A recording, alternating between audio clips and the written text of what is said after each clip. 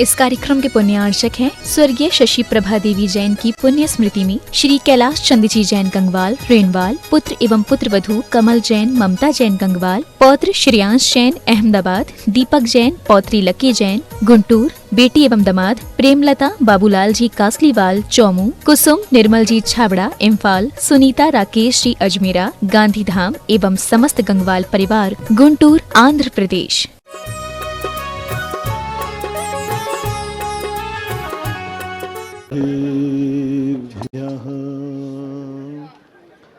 जय श्री ओम नमः सिद्धेभ्यः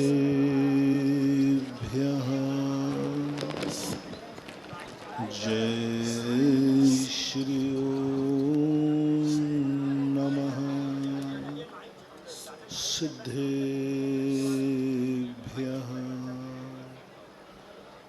सर्वमंगल मांगल्यं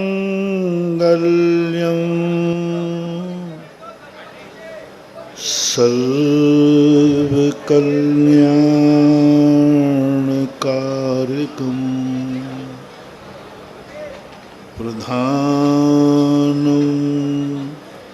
सर्वधर्माणां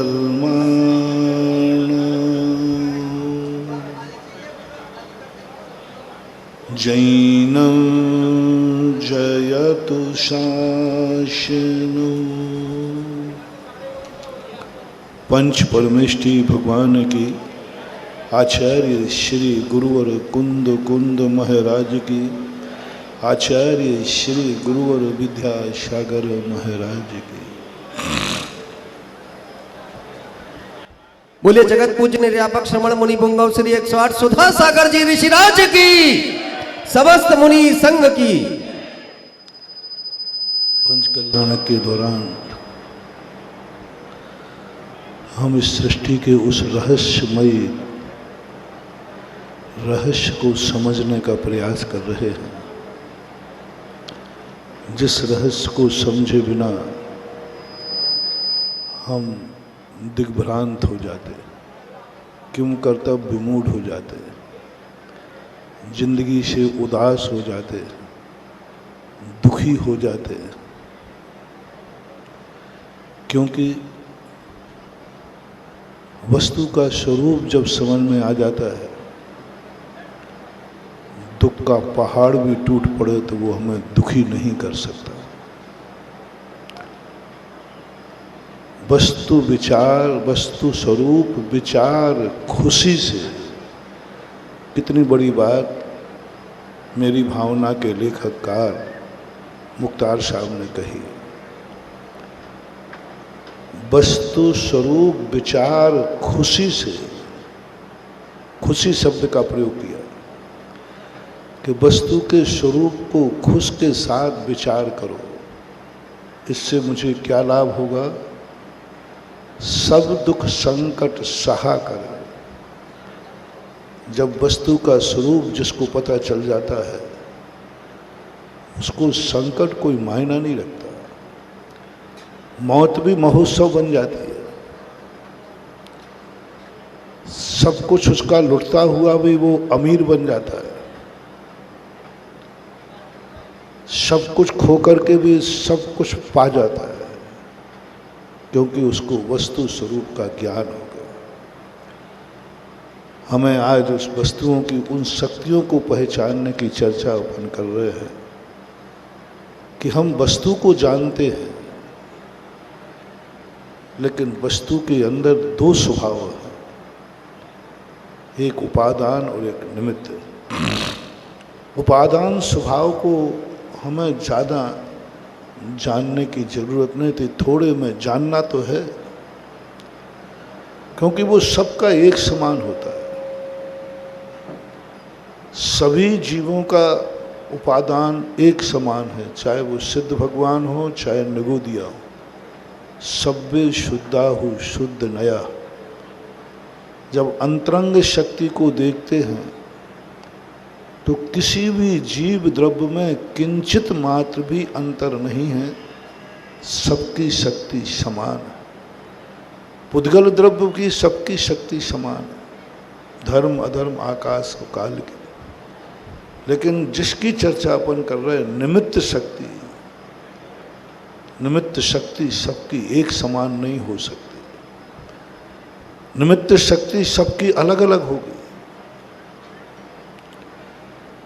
भगवान की निमित्त शक्ति अलग है,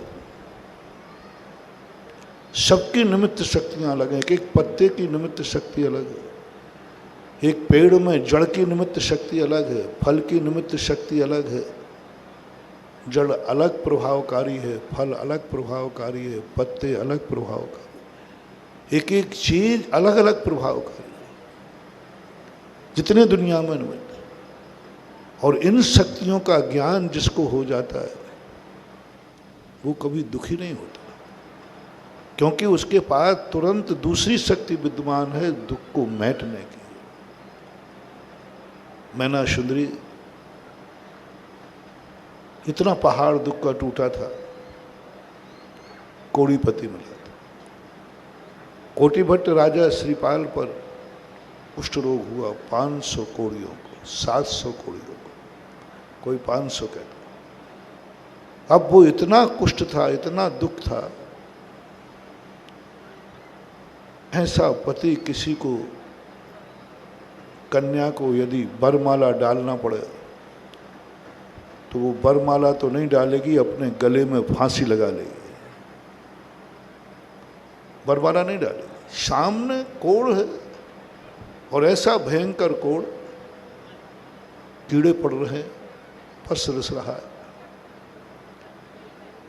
और ऐसा जीवन के साथी ढूंढ रही है। और वो भी, मैं तो नहीं समझता हूं कि संसार की कोई कन्या मरना पसंद करेगी, लेकिन ऐसे कोड़ीपति को स्वीकार नहीं करेगी, मौत ले लेगी, मर जाएगी। लेकिन मैना सुंदरी ने ऐसा नहीं किया। क्यों? क्या कारण था? एक दिन कोटिभट्ट राजा श्रीपाल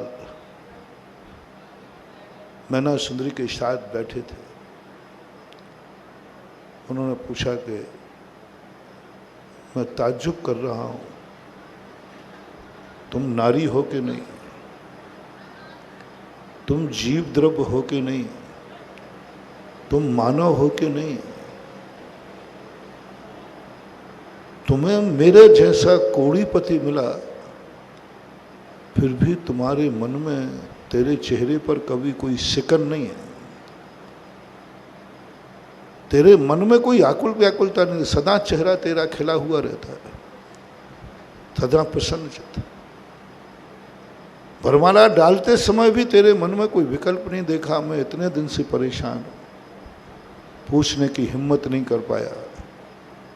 लेकिन मैना, आज ये बताओ रहस्य क्या है? क्या तुम जीवन में सुख नहीं चाहती हो? यदि सुख नहीं चाहती हो तो शादी क्यों की? क्या तुम संसार नहीं बसाना चाहती हो? नहीं बसाना चाहती हो तो गृहस्थी में प्रवेश क्यों किया? आरिका बन जाती। संयम धारण आत्मा का कल्याण करते, लेकिन तुमने गृहस्थी स्वीकार की है। इसका अर्थ है कि तुम भी अपना जीवन सांसारिक जीना चाहते हो। तुम्हें सांसारिक सुख की इच्छा है, लेकिन मैं तुम्हें सांसारिक सुख नहीं दे सकता, मैं तुम्हारी गृहस्थी को सुखी नहीं कर सकता, मैं तो कोढ़ी हूं। और ये कोढ़ जिंदगी में कभी दूर होने वाला नहीं है, तो ये मौत लेके जाएगा। और जिस दिन तुमने मुझे स्पर्श भी कर लिया, तुम भी कोढ़ी हो जाओगे, तुम्हें भी मरना निश्चित है। यदि स्पर्श किया तो तुम्हारा मरना निश्चित है, और स्पर्श नहीं किया तो तुम्हारा विधवा होना निश्चित है। क्योंकि मेरी जो कोढ़ है यह मौत तक ठीक होने वाला नहीं, दुनिया में कोई इलाज नहीं। मैना सुंदरी कहती है, मुझे मालूम है, मुझे मालूम है, मुझे मालूम था, वरमाला के पहले भी मालूम था। मेरे पिताजी ने एक मौका दिया था, बेटी अभी भी सोच ले, अभी भी तू एक शब्द कह दे कि पिताजी मेरी जिंदगी के सुख दुख आपके हाथ में, मैं तेरा पिता हूं। मात्र एक बात को लेकर, मैं तेरा पिता हूं, इतना बोल दे बेटी कि मेरी जिंदगी का सुख दुख सब पिताजी के हाथ में। मैं इस देश का राजा हूं, इतना बोल दे कि जो कुछ भी है मेरी जिंदगी सब राजा आपके हाथ में। बस मेरे हाथ में, मुझे अपनी जिंदगी का कर्ता धर्ता मान ले। बस एक शब्द कह दे पिताजी, तुम चाहो तो मुझे सुखी कर सकते हो, तुम चाहो तो मुझे दुखी कर सकते हो, जो कुछ भी मेरी जिंदगी है आप है। बस एक शब्द कह दे, संसार का ऐसा राजकुमार ढूंढ के लाऊंगा, ऐसा राजकुमार ढूंढ के लाऊंगा कि सारी दुनिया में उसकी बराबरी करने वाला कोई नहीं होगा।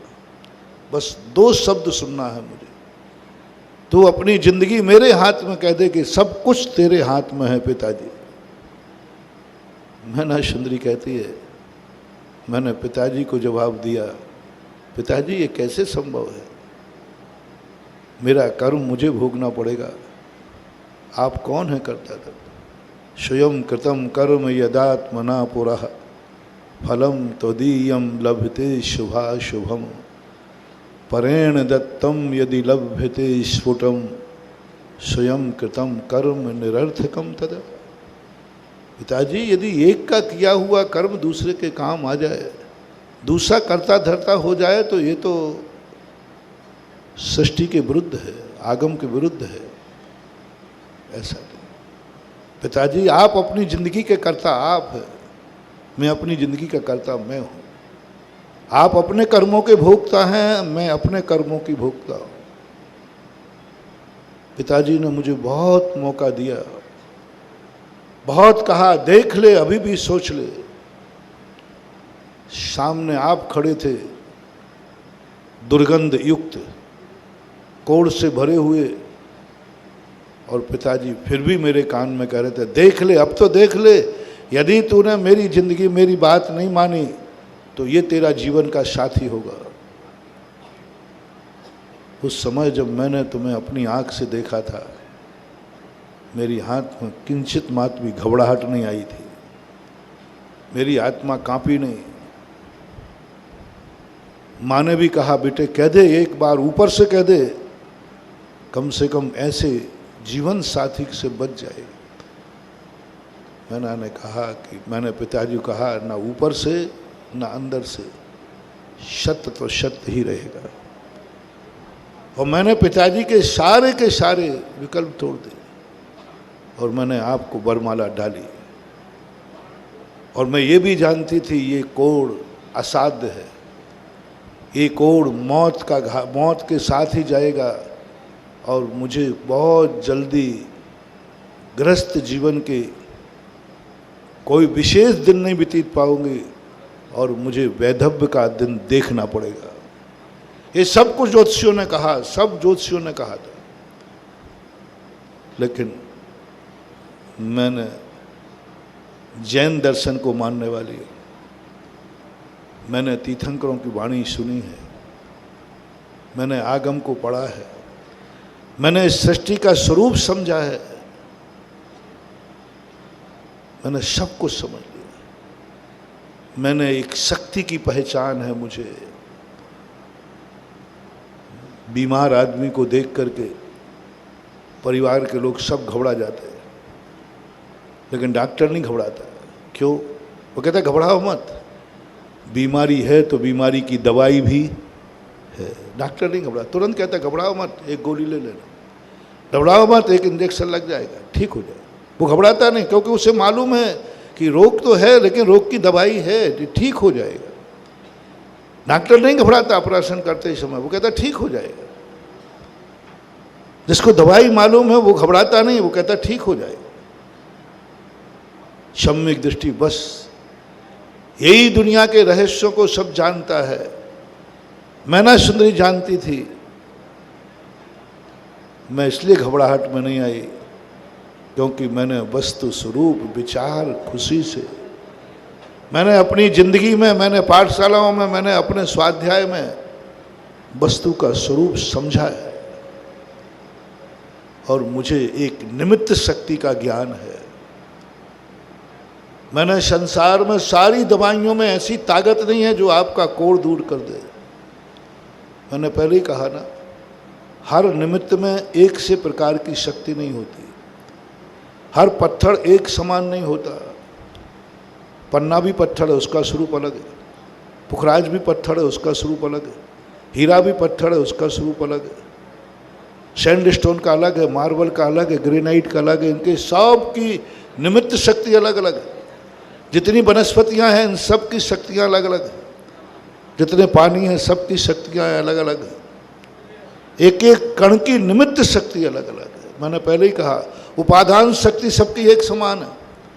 किसी भी उपादान शक्ति में सजाति की अपेक्षा से कोई फर्क नहीं है। कोई भी फर्क नहीं है। लेकिन निमित्त शक्ति जो पहचानो, जिसको ये मुनिराज लोग पूरी जिंदगी भर क्या करते रहते हैं। आप लोग यही पूछते हैं कि महाराज लोग करते क्या हैं, समझ में नहीं आता। आप लोग बहुत परेशान हैं हम लोगों से, बहुत परेशान कि महाराज आप सामायिक में करते क्या हो, ये बताओ पहले। माला फेरते नहीं हो, आपका मन यहां वहां जाता नहीं है। हम लोगों को तो 5 मिनट के लिए कोई काम धंधा नहीं मिले तो पागल हो जाए। 5 मिनट कोई बोलना नहीं मिले तो पागल हो जाए। घर में अकेले रह जाए तो पागल हो जाए। आप लोगों क्या करते क्या हो, ये बताओ। क्या सोचते हो आप? सोचते ही नहीं हो। करते क्या हैं मुनिराज? जाप देते नहीं, फिर क्या करते? एक एक पूर्व कोटि वर्ष तक करते क्या? हम वाटरफॉल के पास खड़े हुए, लोगों को यही चिंता कि महाराज क्या देख रहे हैं, यहाँ है क्या? हमें तो लगता था आप लोग जाते हो तो महाराज जी क्या है वहाँ? महाराज पहली बात तो कुछ नहीं, थोड़ी ठंडी ठंडी हवा है, फुहारें आती हैं, इससे ज़्यादा कुछ। एक बाहर का व्यक्ति 1000 रुपया खर्च करके भेड़ाघाट आया। एक टैक्सी वाले उसने किया जबलपुर से। टैक्सी वाला थोड़ी दूर तक वहाँ तक ले गया। बोले जाओ। उसने कहा नहीं टैक्सी वाले आप भी चलो। बोले मुझे क्या जाना, मुझे मालूम हुआ क्या है वहाँ। बोले वहाँ है क्या? बोले क्या है वहाँ, क्या है? बोले कुछ नहीं है, क्या है वहाँ? ऊपर से पानी गिरता है, चट्टान से टकराता है, फुर उड़ता है, इससे ज़्यादा और है क्या? बताओ इससे ज़्यादा और क्या है? टैक्सी वाले ने एनालिसिस कर दिया, जीरो, कुछ नहीं है। पानी गिरता है, चट्टान से टकराता है, फुर, कुछ झूठ नहीं बोला उसने, है ही से। लेकिन ये दुनिया पागल है जो हजारों रुपया खर्च करके क्या देखते हैं, कौन सा आनंद आता है? वो कहते हैं मजा आ गया, आनंद आ गया, बहुत आनंद है। क्या आनंद आ गया? पानी तो नीचे गिर रहा है। टैक्सी वाला नहीं समझ पाएगा। टैक्सी वाला सबको मूर्ख समझता है। सब मूर्ख लोग हैं जो हजारों रुपया खर्च करके यहाँ आ रहे हैं। लेकिन जो पर्यटन पर आया है वो आनंद से भर जाता है। उसको एक अलग प्रकार की आनंद की अनुभूति हो। ना उसे ये दिखता है पानी गिर रहा है, ना ये दिखता है कि फुहार आ रही है। बस एक अलग अतृप्त, एक ऐसा तृप्तिपूर्ण आनंद की अनुभूति होती है। और वो अतृप्ति सामने आती है देखते जाए। मैं वाटरफॉल में पानी गिरने को देखने नहीं जाता। वो फुहारें चलती हैं, उससे हमारा कोई लेना देना नहीं। फिर क्या होता है? मुक्तागिरी के अंदर सन 1990 में जब मैं था वहाँ, एक आहार एक उपवास 16 कारण के चल रहे थे। उपवास के दिन जाकर के मैं उस झरने के पास कई घंटों तक खड़ा रहता। और वहाँ पर देख करके क्या खोजते हैं साधु? पानी को नहीं, निमित्त शक्ति। इस नर्मदा की निमित्त शक्ति क्या है? एक बार तो देख ली कि नर्मदा बह रही है, फिर हर घाट पर मेरा मन क्यों जाने को होता है? वाटरफॉल गए, बंदर कूदने गए, हर घाट पर जाने का मन क्यों हो रहा है?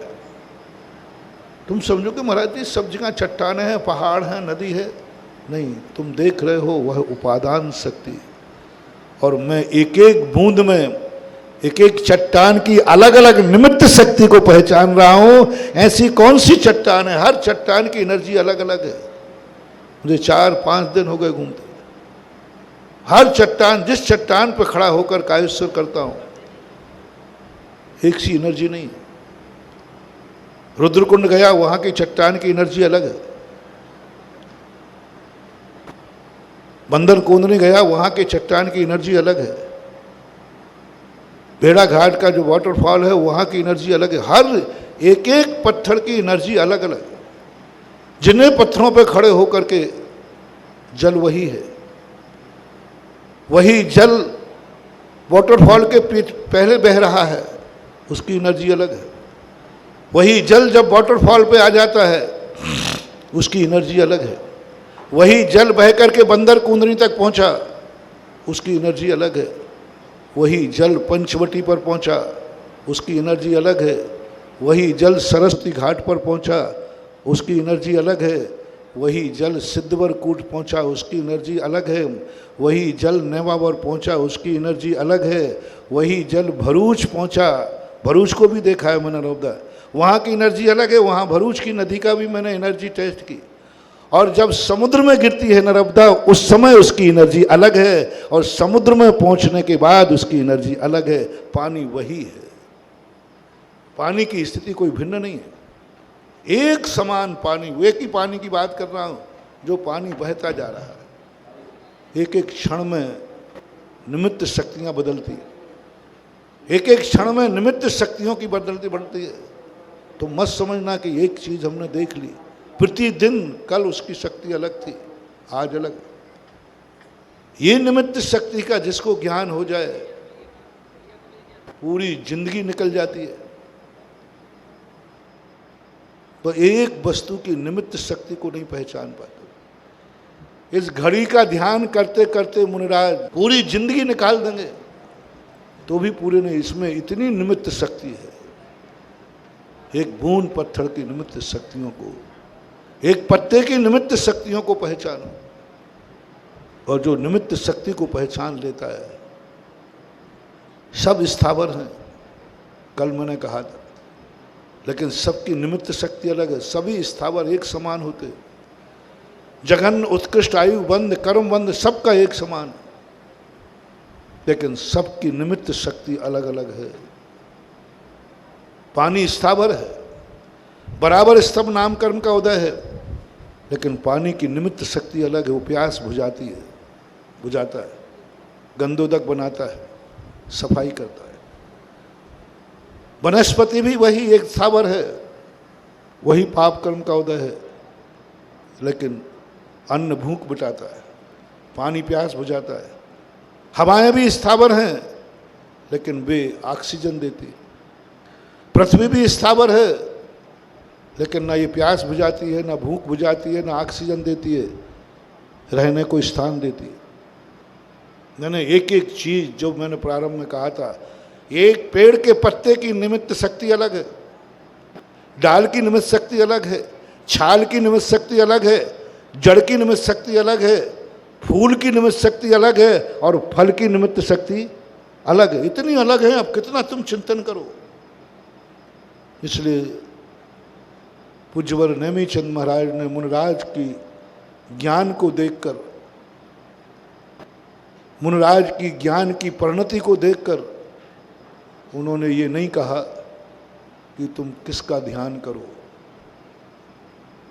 तुम्हें कहा है, हम लोगों को नहीं कहा किसका ध्यान करो। उन्होंने कहा कि मैं क्या बताऊं आपको, अनंत चीजें खोजने की शक्ति, जम किंच विचिंतन तो निरीह वित्ते हवे, जो तुम्हारी मर्जी पड़े वो चिंतन करो, क्योंकि चिंतन की कोई भी अंत नहीं होता।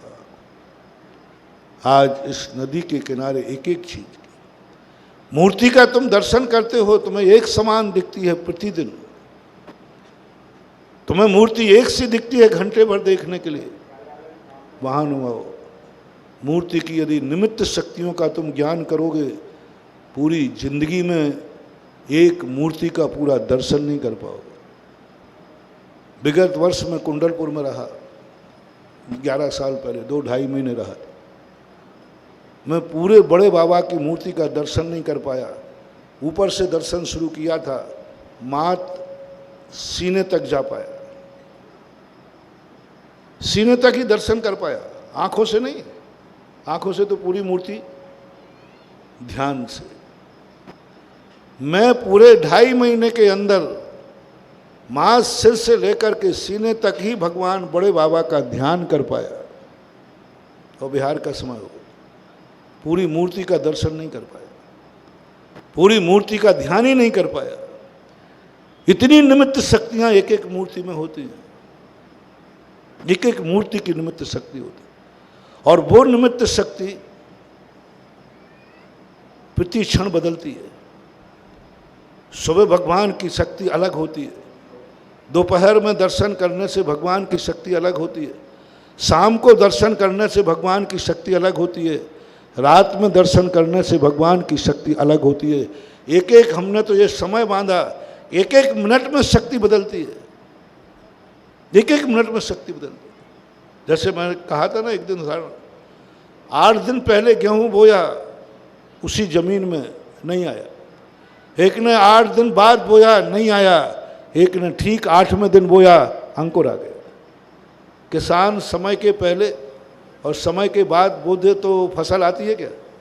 यानी खेत की एनर्जी देखो, एक निश्चित समय है, इस समय ही वो एनर्जी डेवलप होगी।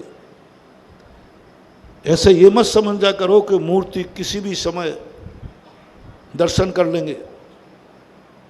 आप एक निश्चित समय कीजिए महानुभाव। क्यों कहा जाता है कि समय से सामायिक करो? क्यों कहा जाता है समय से मंदिर जाओ? क्यों कहा जाता है काल विनय? बहुत बहुत रहस्य महानुभाव। आप एक समय निश्चित कर दीजिए कि मैं इस समय इस मूर्ति का दर्शन करूंगा। 6 महीने आप निश्चित कर दीजिए, time to time, second to second, second to second आप निश्चित कर लीजिए, इतने बज के इतने सेकंड पर मैं इस मूर्ति का दर्शन करूंगा, इतने बज के इतने सेकंड पर इस मूर्ति का अभिषेक करूंगा, इतने बज के इतने सेकंड पर मैं मूर्ति की पूजा करूंगा। आप 6 महीने कर लीजिए, वो मूर्ति आपको सिद्ध हो जाएगी। वो मूर्ति आपका इंतजार करेगी, वो मूर्ति आपको देने के लिए पहले से तैयार रहेगी कि ये भक्त इतने बज के इतने सेकंड पे आएगा, मुझे उसको यह शक्ति देना है। काल की अकेला मात निमित्त शक्ति काल से जागती है, नियत काल। उसको आगे पीछे मत करना, आगे पीछे करते ही और निश्चित समय करते ही वह मूर्ति को मालूम है कि इस समय ये भक्त आएगा, उस समय उसको ये शक्ति चाहिए, वो पहले से बना के रहेगी। जैसे आपके घर वाले लोग, होटल की बात नहीं कर रहा हूँ, होटल तो आपके आर्डर पर भोजन बनाता है। घर में झूठ मत बोलना, तुम्हारी मम्मी तुम्हारे आर्डर पर भोजन बनाती है कि पहले से बना के रखती है? बोलो भाई, सबकी मम्मियाँ ठीक है? नहीं, पहले आर्डर देते होगे मम्मी? नहीं नहीं, होटल में आर्डर से भोजन बनता है, माँ तो पहले से बना करके भोजन रखती है। ये है एनर्जी। माँ पहले से भोजन बना देती है, आर्डर पे नहीं। क्या क्या खाना है ये तुम्हें आर्डर देने की जरूरत नहीं है, माँ को क्या क्या खिलाना है वो पहले से बना के रखती है। इसी प्रकार हमारा भगवान, हमारे गुरु, हमारे मंत्र, आपको मांगने की जरूरत नहीं है। आप एक नियत काल कर दीजिए, वही मूर्ति, वही गुरु, वही नमोकार मंत्र तुम्हारे बिना आर्डर दिए तुम्हें देने के लिए तैयार रहेगा। नियत काल की निमित्त शक्ति, एक एक क्षण में निमित्त की शक्ति बदलती है। अपन को पहचानना भर है, अपन को जानना है कि इसमें कौन सी निमित्त शक्ति। प्रातःकाल क्यों दर्शन को कहा जाता है? प्रातःकाल हर मूर्ति की निमित्त शक्ति वरदान रूप होती है। प्रातःकाल मूर्ति की वरदान युक्त शक्ति होती है। वो वरदान देने का अपना शुरुआत वरदान से करना चाहती है, परोपकार से करना चाहती है। प्रातःकाल का समय मूर्ति के पास जाने का, अभिषेक का समय प्रातःकाल करने में, उस समय उसकी निमित्त शक्ति अलग है। पहला कलश तुमने ढाला, उस समय उस मूर्ति की शक्ति अतिशय अलग है। दूसरे कलश में मूर्ति की शक्ति बदल गई, तीसरे में और बदल जाएगी, चौथे में बदल जाएगी, शाम तक करते जाओ, उसकी शक्ति निमित्त शक्ति बदलती जाएगी। पहला कलश जो ढला था उस समय उसकी निमित्त शक्ति अलग थी, उसकी पावर अलग था। दूसरे कलश में उसका पावर घट जाएगा, तीसरे में और घटता जाएगा। काल के अनुसार मूर्ति वही है, मूर्ति तुम्हें कोई परिवर्तित नहीं दिखेगा, निमित्त शक्ति में परिवर्तन आता जाएगा। अब कितना काल है उतनी निमित्त शक्ति मूर्ति में है। कितना काल है, कब से मूर्ति बैठी है उस निमित्त, कब तक मूर्ति बैठी रहेगी। प्रति क्षण एक मूर्ति निमित्त शक्ति बदलती है। गर्भ कल्याणक में इस शक्ति अलग थी इसकी मूर्ति की, जन्म कल्याणक पर इसकी शक्ति अलग थी। भगवान वही है। जन्म कल्याणक का जब अभिषेक किया था उस गंधोदक में निमित्त शक्ति अलग थी,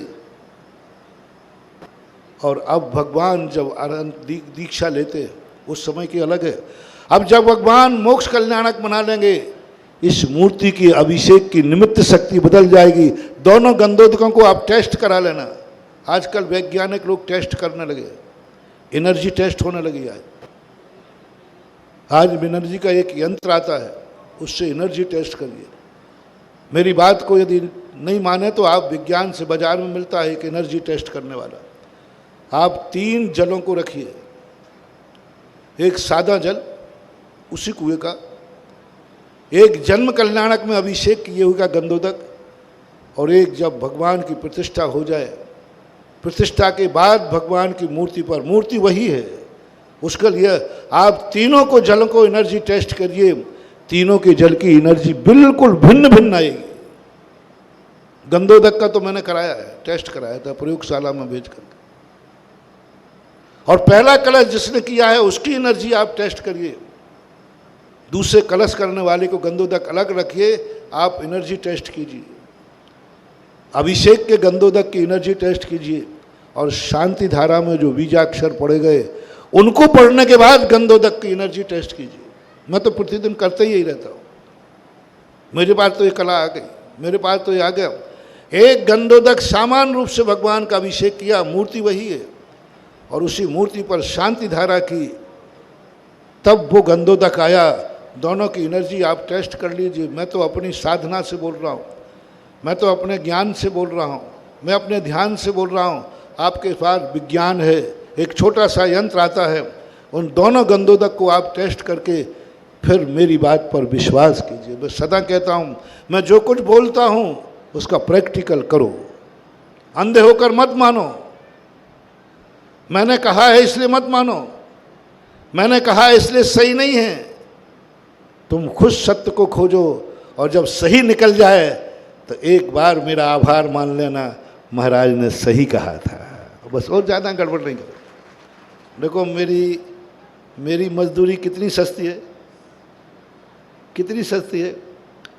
मैं ये नहीं कह रहा हूँ कि मेरी बात मानो, मेरी बात सुन करके प्रैक्टिकल करो, और यदि सही निकल जाए तो बस एक इतनी जरूर अपेक्षा रखता हूँ जो हर व्यक्ति रखता है, कि एक बार जरूर मेरे से कह देना, महाराज जो आपने कहा था वह सत्य निकला। बस इतना सा शब्द जरूर मैं सुनना चाहता हूँ। मैं हर व्यक्ति से कहता हूँ, धर्म की जो भी तुम क्रियाएं करते, जो भी लाभ मिलते हैं, बस यदि लाभ मिल जाए तो एक बार थैंक्स जरूर कह देना, आभार जरूर मान लेना। एक बार जरूर कह देना कि प्रभु जो तेरे संबंध में सुना था वो सब सही निकला।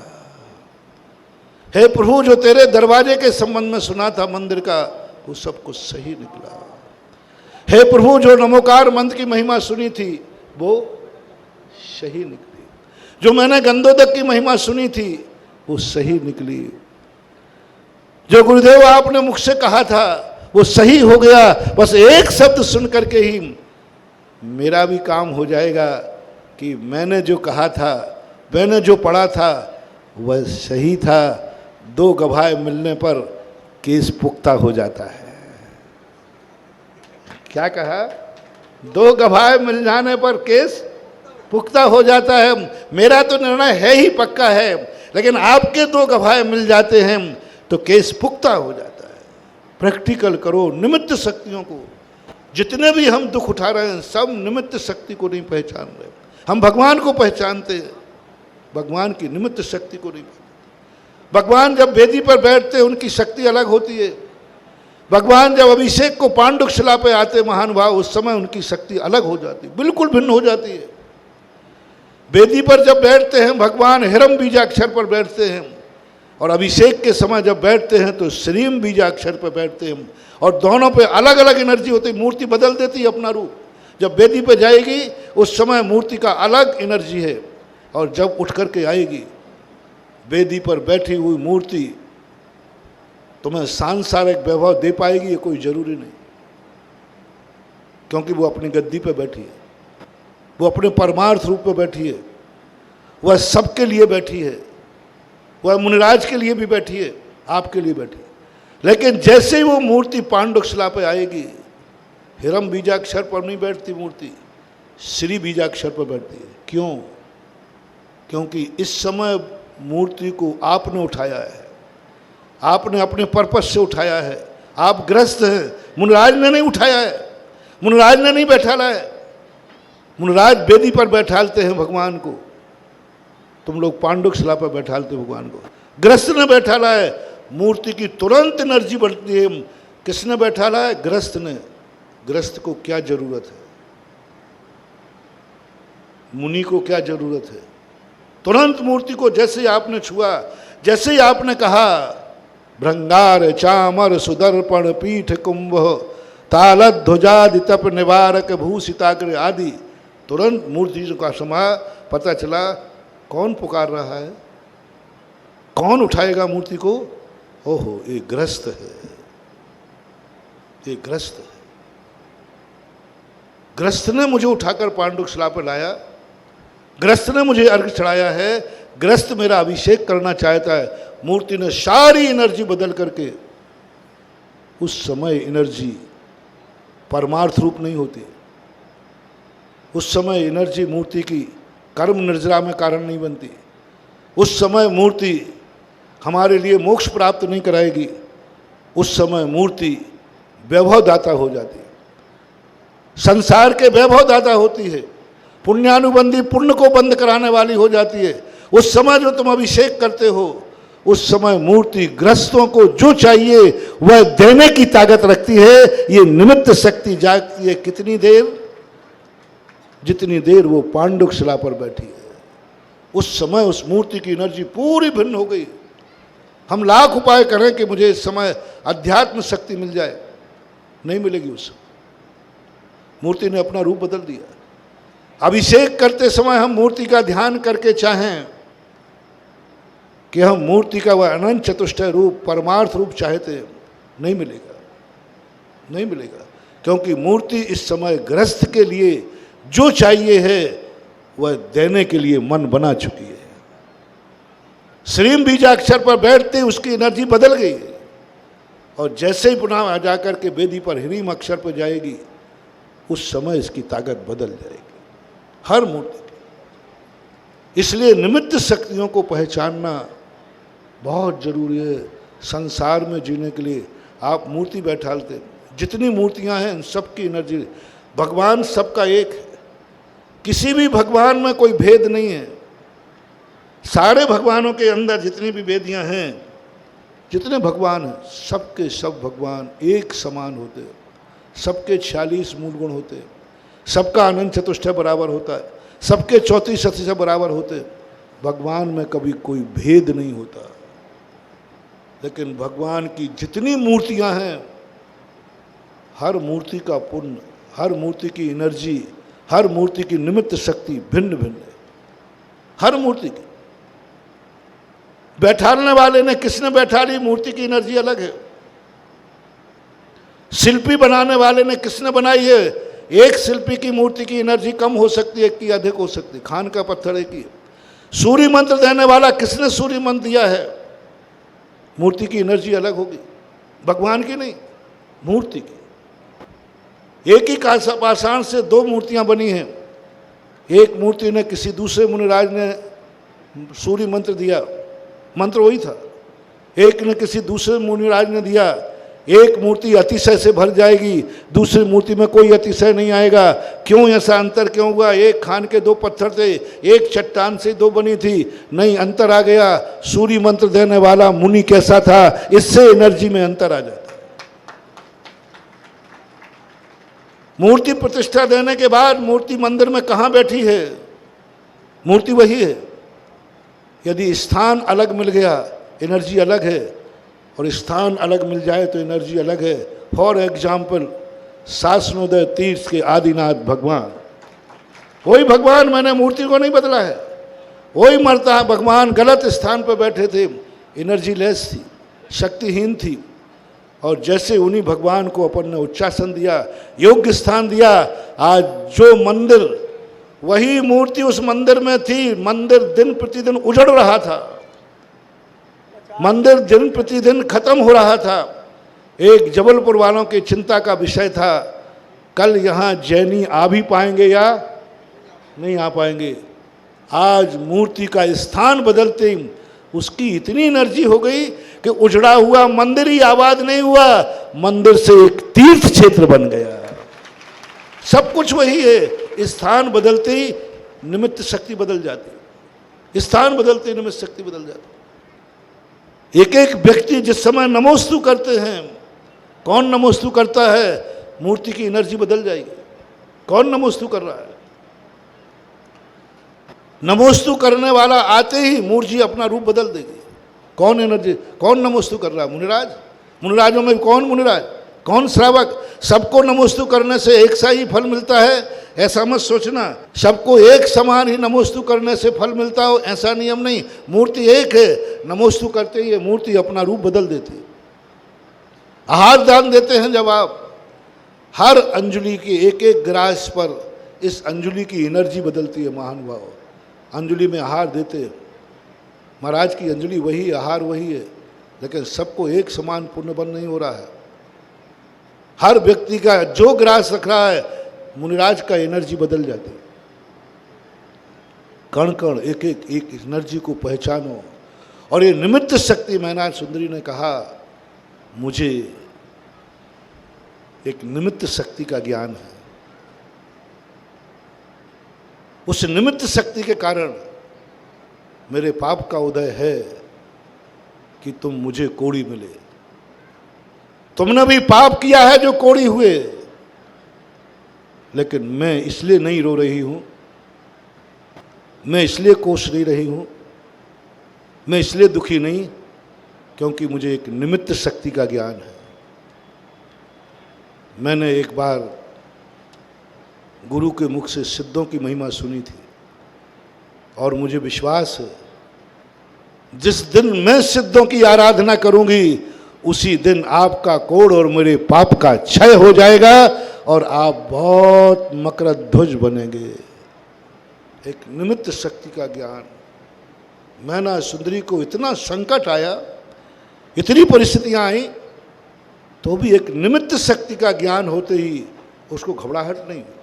ये दुख का पहाड़ उसे दुख का कारण नहीं बना, क्योंकि उसने वस्तु स्वरूप का चिंतन किया था। आप लोग इसलिए दुख में दुखी हो जाते हैं, आपको निमित्त शक्ति का ज्ञान नहीं, भगवान की निमित्त शक्ति का ज्ञान नहीं है, गुरु की निमित्त शक्ति का ज्ञान नहीं है, नमोकार मंत्र की निमित्त शक्ति का ज्ञान नहीं है, गंधोदक की निमित्त शक्ति का ज्ञान नहीं है। आप संदेह में हैं, क्या पता। और मैना सुंदरी कहती है, क्या पता नहीं, मैंने सिद्धों की निमित्त शक्ति को पहचाना है। जिस दिन मैं सिद्ध चक्र मंडल विधान करूंगी, उसी दिन मेरा पाप पुण्य में बदल जाएगा और जय जयकार हो जाएगी। क्या आपको ऐसी निमित्त शक्ति का ज्ञान है? क्या आपको अपनी मूर्ति पर जिसकी पूजा करते हो उसकी किसी निमित्त शक्ति का ज्ञान है? खोजो आज से। वो भगवान है, हमें इससे कोई लेना देना नहीं है। आज भगवान आहारचर्या को निकलेंगे, तुम ये मत सोचना, दया मत करना। कई लोग कहा करते हैं कि महाराज जो आहार होता है ना, हम लोग तो इसलिए चौका लगाते हैं कि अब आपके बेचारे नगर सब घर बार छूट गया है, हमारे नगर से महाराज भूखा थोड़ी जाएगा, भूखा थोड़ी जाएगा, इसलिए लगा लो रे कोई ना कोई चौका। कई बार तो पंच जबरदस्ती लगवाते हैं कई गांवों में, और कई लोग एक चौका फिक्स होता है, कोई का लगे या नहीं लगे, और पट्टा का तो लगेगा ही, और चौका सबको। और कमेटी वाले गर्व करते, महाराज मेरा गांव वो है, मेरे नगर में आज तक कभी साधु भूखा नहीं जा सकता। और चौका वाला भी कहता, महाराज जी मैं तो चौका लगाते, मैं तो जब तक जिंदा हूं अपने गांव से किसी साधु को भूखा नहीं जाने दूंगा। मेरे पास एक व्यक्ति ने ऐसा कहा, महाराज जी मैं तो चाहे कैसा भी साधु हो मुझे कोई मतलब नहीं है, मेरे नगर में साधु आए उसे मैं भूखा नहीं जाने दूंगा, मैं आहार कराऊंगा। मैंने कि भैया मुझे तुम्हें पर तरस आ रहा है, कहीं तुम्हारी दुर्गति ना हो जाए, मुझे लग रहा है कि तुम्हारी दुर्गति होना निश्चित है। बोले महाराज तुम्हारे संबंध में सुना था कि तुम उल्टा बोलते हो, आज तो कानों से सुन लिया। जितने साधु आए सब ने प्रशंसा की, बहुत अच्छा है, बहुत अच्छा है, कम से कम चौके लगाते रहो, साधु भूखा नहीं जाना चाहिए। मैंने कि सब साधुओं में मेरे में यही अंतर है, तुम्हारी दुर्गति निश्चित है। कैसे महाराज? मैंने कि तुम साधु को भूखा समझते हो, तुम साधु को इसलिए भोजन कराते हो कि मेरे नगर से साधु भूखा ना जाए, तुम साधु को भोजन कराते हो, तुम साधु की निमित्त शक्ति मत जानना। महानुभाव भूल करके कभी साधु को भोजन मत कराना, भूल करके कभी साधु को आहार मत कराना, भूल कर कभी भगवान की मूर्ति का अभिषेक मत करना ये मान के कि किसी ने भगवान का अभिषेक नहीं किया है। चलो मैं कर देता हूँ, भगवान दिन भर के बैठे हैं, सुने अभी एक 5 मिनट और विषय थोड़ा है, आवाज़ नहीं, सुने बात। ये मानकर कभी अभिषेक मत कर देना कि दिन भर में किसी ने अभिषेक नहीं किया, 4 बज गए, चलो कोई तो अभिषेक करेगा। भगवान का अभिषेक मत करना ना महानुभाव, तुम्हारा सब कुछ पुण्य क्षय हो जाएगा, बर्बाद हो जाओगे। इसलिए किसी ने नहीं किया, भगवान के लिए बिना अभिषेक के बैठा न दो, बिना अभिषेक के दिन निकल जाए, लेकिन इसलिए अभिषेक मत करना कि किसी ने अभिषेक नहीं किया, कोई तो अभिषेक करे, ये भाव से अभिषेक नहीं करना, नहीं तो बर्बाद हो जाओगे, बर्बाद हो जाओगे। मुनिराज को किसी ने चौका नहीं लगाया तो कोई तो चौका लगाए, क्या साधु भूखा रहेगा? ये भाव से कभी आहार मत देना, नहीं तो फिर मत कहना बर्बाद हो जाओगे, एक एक दाने को मोहताज हो जाओगे। ये भाव से आहार दिया तो एक दिन भिखारी बन जाओगे। किसी ने चौका नहीं लगाया, कोई तो लगाएगा, साधु भूखा रहेगा। ओहो, इतना बड़ा अनादर मत करना रे साधु का। भूखा है, भूखे को आहार दिया जाता है वो भिखारी कहलाता है, ये ध्यान रखना। भूखे को आहार दिया जाता है वो भिखारी कहलाता है। निमित्त शक्ति पहचानो। आज प्रसंग है, महाराज भूखा है इसलिए आहार नहीं देना, हमें अपने जीवन को धन्य करना है इसलिए आहार देना है। मेरा धर्म है, मेरा व्रत है, महाराज मैं आपको क्या आहार दे सकूंगा? मेरा अतिथि संविभाग व्रत है, व्रत मेरा है, मैं अपने व्रत को पालन करने के लिए आहार दे रहा हूँ, मैं अपने कर्मों की निर्जरा करने के लिए आहार दे रहा हूँ, मैं पुण्य के बंद करने के लिए आहार दे रहा हूँ, मेरे जीवन को धन्य करने के लिए आहार दे रहा हूँ, मेरा घर पवित्र हो जाए इसलिए महाराज को यहाँ बुला रहा हूँ। सौम्य अपनी निमित्त शक्ति को पहचानो, क्योंकि भगवान आप में आहार के समय ऐसी निमित्त शक्ति जागती है, सावधान। आहार को निकलते हैं जब मुनिराज, उनकी निमित्त शक्ति ऐसी जागती है कि उस समय यदि तुमने उस निमित्त शक्ति को पहचान लिया तो एक जन्म में एक ग्रास देने वाला ना जाने कितने जन्मों तक कभी भूखा नहीं मरेगा। ये शक्ति आहार देते समय मुनिराज की जाएगी। ये निमित्त शक्ति पहचाने, और ये निमित्त शक्ति पहचान करके हे भगवान मैं आपको बुला रहा हूं। भोजन है, सारे भोजन में एक सी शक्ति नहीं होती। आदिनाथ पहचानते हैं निमित्त शक्ति को। कितने दिन हो गए? 7 महीने 8 दिन हो गए। इतने दिनों तक बोलो क्या भोजन नहीं मिल रहा था? जल्दी बोलो। मिल रहा था। उस भोजन में मुनिराज के रत्नत्रय को पालन करने की शक्ति नहीं है, रोटियों में शक्ति नहीं है। कोई दुनिया के भोजन में साधु के रत्नत्रय की शक्ति। महाराज के लिए सब लोग भोजन देने के लिए खड़े हैं।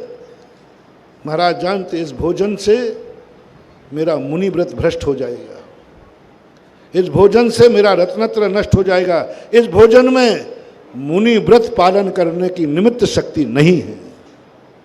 7 महीने 8 दिन तक घूमते रहे। कौन से भोजन में मुनिराज का रत्नत्रय पल सकता है? कौन से पानी में मुनिराज का रत्नत्रय पल सकता है? कौन से ग्रास में रत्नत्रय पल सकता है? जो शुद्धि के साथ बनाया हो और नवदा भक्ति करके आहार दिया जाए तो रत्नत्रय पलेगा। भोजन वही है, रोटियां वही है। रोटियां मत बदलना, वही रोटियां हैं। मुनिराज को दे दोगे, मुनिराज का मुनि व्रत भ्रष्ट हो जाएगा, नष्ट हो जाएगा। और उन्हीं रोटियों को नवदा भक्ति पढ़ के दे देना, मुनिराज का रत्नत्रय पल जाएगा। तीर्थंकर भी तुम्हारे दरवाजे आ जाएंगे। जब इतने दिन निकलने के बाद उन गन्ने के रस में ऐसी निमित्त शक्ति जागी, मुनिराज आहार करने नहीं जाते हैं। कौन सा आहार करना, कौन सा आहार लेने के बाद मेरी सामायिक होगी, कौन सा आहार करने के बाद मेरा रत्नत्रय पलेगा?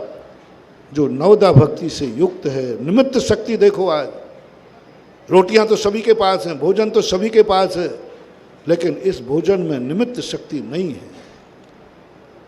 हर घर वाले हैं, हर तरह। कैसी निमित्त शक्ति?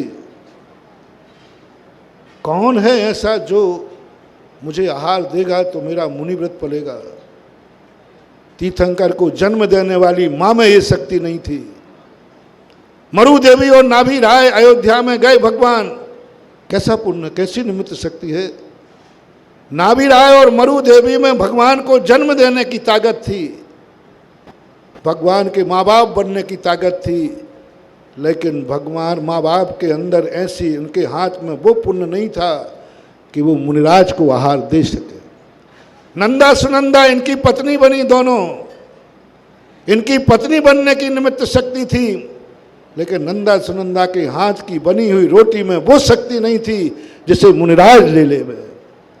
भरत चक्रवर्ती, बाहुबली आदि इतनी शक्ति है कि वे तीर्थंकर के खून से पैदा हुए हैं, तीर्थंकर की गोदी में खेले हैं, तीर्थंकर के बेटे बने हैं, लेकिन उन बेटों के हाथ से बने हुए भोजन में वो ताकत नहीं है जो मुनिराज के रत्नत्रय को पालन करा दे। पूरे अयोध्या के अंदर सौधर्मंद आया, कल्याणक बनाए गए। अयोध्या इतनी पुण्यवान शक्ति है, अक्षय, लेकिन पूरी अयोध्या में अंदर अनाज के दाने में, अयोध्या में भी गन्ना तो हो गई, गन्ने का रस भी होगा, लेकिन अयोध्या के गन्ने के रस में वो ताकत नहीं थी जो मुनिराज के लिए रत्नत्रय पालन में कारण बन जाए। नहीं थी ताकत। कोई आंगन नहीं था। जिस घर में स्वयं तीर्थंकर ने जन्म लिया उस घर में इतनी ताकत नहीं थी कि वो मुनिराज को बुला करके अपने यहाँ आहार करा दे। हस्तिनापुर में जाकर के राजा श्रेयांश की निमित्त शक्ति, राजा श्रेयांश के हाथों में थी वो ताकत, राजा श्रेयांश के घर में निकला हुआ गन्ने के रस में थी वो ताकत, राजा श्रेयांश के घर में जाकर के हस्तिनापुर में थी वो ताकत। ये है निमित्त शक्ति। अयोध्या और हस्तिनापुर दोनों एक नगर हैं। हस्तिनापुर छोटा नगर है, अयोध्या बड़ा नगर है, लेकिन छोटे नगर में वो ताकत थी जहां तीर्थंकर के चरण को रोक लिया। निमित्त शक्ति देखो, उपादान शक्ति नहीं है हस्तिनापुर। तीर्थंकर से भिन्न है, लेकिन कितना पुण्यवान है, कितनी शक्तिमान है। चक्रवर्ती बैठा है 6 खंड का अधिपति, उसके अंदर वो पुण्य की शक्ति नहीं है, पुण्य है, अपरंपार है। उसके अधीनस्थ राजा श्रेयांश की इतनी ताकत आ गई, इतनी शक्ति आ गई कि तीर्थंकर ने राजा श्रेयांश का घर चुना, निमित्त शक्ति। इसलिए समय आपका हो रहा है, क्योंकि और कार्यक्रम है। आज जो निमित्त शक्ति को नकारते हैं, जो कहते हैं निमित्त अकिंचित कर है, निमित्त कुछ नहीं करता, आज उनको देख लेना है। उपादान में अनंत शक्ति थी तीर्थंकर की, लेकिन आज उन्हें भी जब शरीर के साथ रहना है तो शरीर का पेट्रोल देना ही पड़ेगा।